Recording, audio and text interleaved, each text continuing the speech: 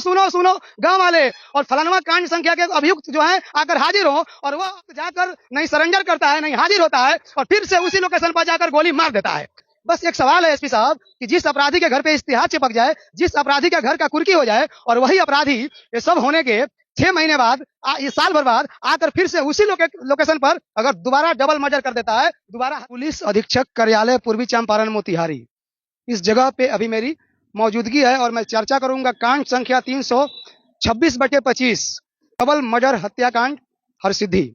अभी मेरे साथ कैमरे पे एक तरफ जहां पे पुलिस जिला कप्तान का बहुत बड़ा बोर्ड दिख रहा होगा, तो कैमरे पे दूसरी तरफ जो है यह वही पीड़ित परिवार लोग हैं। पुलिस कप्तान के पास ये लोग जो है गुहार लगाने के लिए आए हैं।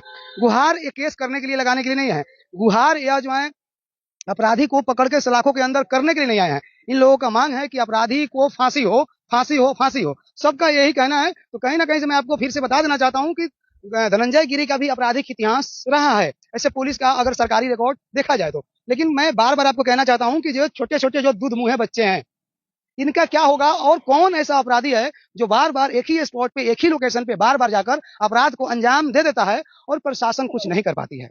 जब से पुलिस जिला कप्तान स्वर्ण प्रभात सर आए हैं, तब से जो है एक तरफ से पूर्वी चंपारण में एक खौफ का माहौल बना हुआ है, और अपराधी कहीं ना कहीं से, ये सत्य है कि काफी खौफ में रहते हैं, खौफ में जीवन जीते हैं।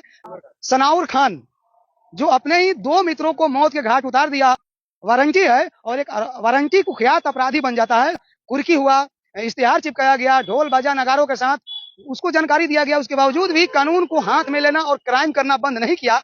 इसमें किसकी जवाबदेही और किसकी लापरवाही कही जाएगी, ये तो जांच का विषय है। लेकिन मैं एक सम्मानित गरिमामयी पद पे बैठे हुए जिला के पुलिस कप्तान स्वर्ण प्रभात सर से एक मार्मिक अपील कर रहा हूँ, और जैसे परिजनों का कहना है कि ये लोग अभी एसपी साहब से मिलकर आए हैं। क्या नाम बा? पूजा देवी। रउआ धनंजय गिरी के पत्नी बनी।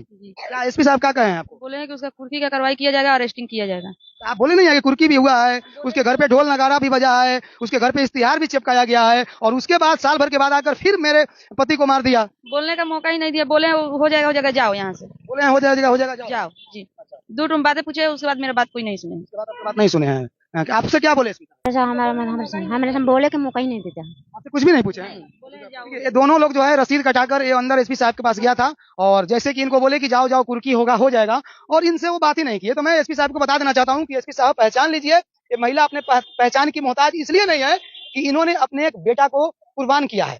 यह सिस्टम और एक बिहार की कानून व्यवस्था में ये अपने एक बोरा ढोने वाले बेटा, जो बेटा इनका बोरा ढोकर और इन लोगों का जीवन यापन करता था, ये अपने बेटा को बलि दे दिए अपनी पहचान के लिए। एसपी साहब आप जो है काफी स्ट्रॉन्ग हैं, कानूनी प्रक्रिया का एक बहुत मजबूत हस्ती हैं, तो मेरा आपसे एक विनम्र निवेदन है कि इन महिला को पहचानने का प्रयास कीजिए एसपी साहब, क्योंकि ये महिला का बेटा का नाम गुड्डू यादव था एसपी साहब, और एसपी साहब गुड्डू यादव एक लेबर था, और वो भी जो है नाबालिग लेबर था एसपी साहब, और नाबालिग उम्र में बिहार से दूर जाकर एसपी साहब, सुन लीजिए मेरी बातों को ध्यान से, बोरा ढोने का काम करता था। और जैसे ही घर पे छुट्टी काट कर और सोचा कि थोड़ा सा अपने माँ के साथ कुछ जीवन का कुछ पल जो है शेयर कर लूं, और जब यहाँ पे आता है तो उसके बेटा का जो है मार्मिक बर्बरता पूर्वक बेगुनाह बेकसूर का हत्या कर दिया जाता है। और यही महिला आपके जो है कार्यालय में पहुंची थी आपको गुहार लगाने के लिए, और पढ़ी लिखी है नहीं। अगर इस महिला के साथ किसी समझदार लोगों को भेजा जाएगा तो ऐसा कानून एसपी साहब के कार्यालय में नहीं है, क्योंकि एसपी साहब का कहना है कि जिसका जो समस्या है वो अपने टूटे फूटे लफ्जों में आकर कहेगा मैं समझ लूंगा, किसी दूसरे को नहीं आना है। अब सुनिए, अब रोने धोने से काम नहीं चलेगा। सुनिए एसपी साहब से क्या कहिएगा, बताइए। एसपी साहब से रोने धोने से कुछ नहीं, एसपी साहब से क्या कहिएगा? कुछ नहीं है ना, कुछ नहीं। आपको प्रशासन पे उम्मीद है कि नहीं है? ना मतलब कुछ बना कहीं, तुमको कहीं और दीदी से पूछा है, जाओ जाओ जाओ। क्या कहिएगा, आप क्या मांग करते हैं एसपी साहब? तो आप एसपी साहब के कार्यालय के अंदर से आप उनको क्या संदेश देना चाहते हैं? मैं संदेश देना चाहता हूँ उसका गिरफ्तारी हो, और हाथ जोड़कर मेरा निवेदन है कि उनको गिरफ्तारी हो और फांसी का सजा हो। फांसी का सजा हो? फांसी का सजा हो। हमारा हस्बैंड को हत्या हुआ है, हमको फांसी चाहिए। हमारे हस्बैंड के साथ अन्याय हुआ है, हम न्याय चाहते हैं एसपी साहब से कि उसका फांसी का सजा हो जी। रउआ क्या काम है एसपी साहब? हम चाहिए वो, हम फांसी का सजा चाहिए।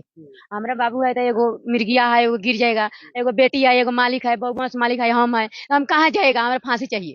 हाँ, ये छोटा छोटा बच्चा है, सब दुधमुहा बच्चा है, धनंजय गिरी का बच्चा है, ये भी धनंजय गिरी का बच्चा है, और ये गुड्डू यादव का बहन है। देखिए गुड्डू यादव नाबालिग कम उम्र में ही और अपने माँ बाप की उस कंडीशन को देखते हुए बोरा ढोने का काम करता था, और बेकसूर है गुड्डू यादव। और मैं कहूंगा एसपी साहब से, जिला के पुलिस कप्तान से, कि महोदय यह डबल मर्डर कांड जो है कहीं ना कहीं से आपके सर पुलिस की उदासीनता पर सवाल खड़ी कर रही है, और कहीं ना कहीं से पुलिस की उदासीनता झलक रही है।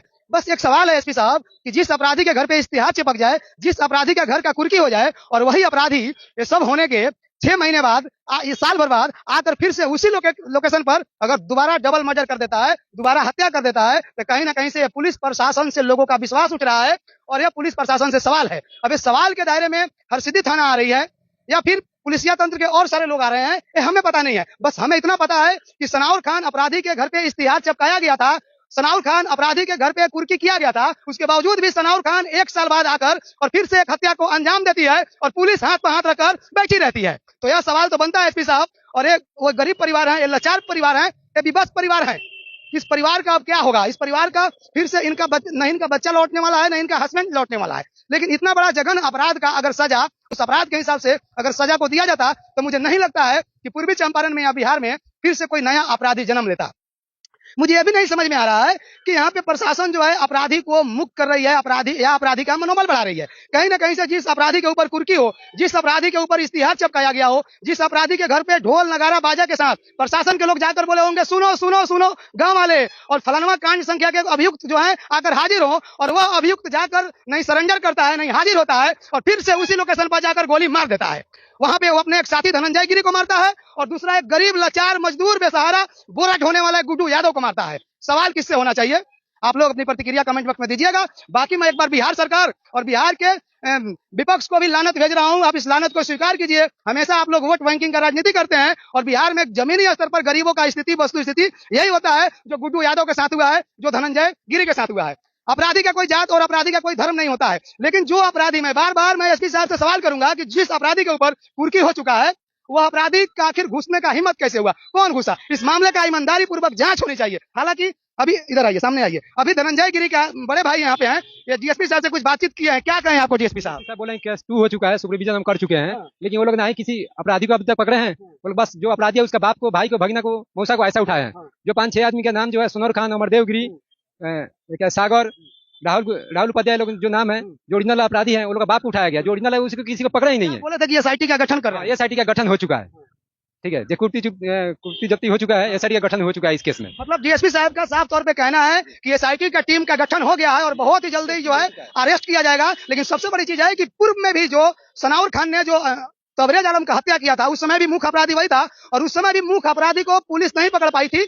और आज भी वही मुख्य अपराधी जो है फिर से आकर दूसरे घटना को अंजाम देता है, दूसरे घटना को वारदात करता है और उसके बावजूद भी जो है मुख्य अपराधी नहीं पकड़ा जाता है। बदले में उसके रिलेटिव के लोग, उसके पड़ोस के लोग, उसके चाचा मामा सब मौसा को पकड़कर सलाखों के अंदर कर दिया गया, क्योंकि उसको आसानी से उसका नाम कट जाएगा, आसानी से उसको बेल मिल जाएगा, केस रफा दफा हो जाएगा। और सनाउर खान ऐसे ही जो है यहाँ पे आकर जो है अपराध को, जो है अपराध के ग्राफ को बढ़ाते रहेगा, अपराध को फैलाते रहेगा, लेकिन हरसिद्धि थाना जो है सनाउर खान का कुछ नहीं कर पाएगी। बाकी आप लोग अपनी प्रतिक्रिया कमेंट बॉक्स में दीजिए। और छोटे छोटे जो है मासूम है, जो दुधमुहे बच्चे हैं, इनका क्या कुछ होगा तो कहना मुश्किल है। लेकिन बिहार पुलिस और पुलिस की इस विधि व्यवस्था से आप कितना % संतुष्ट हैं और कितना असंतुष्ट हैं, आप लोग कमेंट बॉक्स में जरूर लिखिएगा। जय हिंद, भारत माता की जय।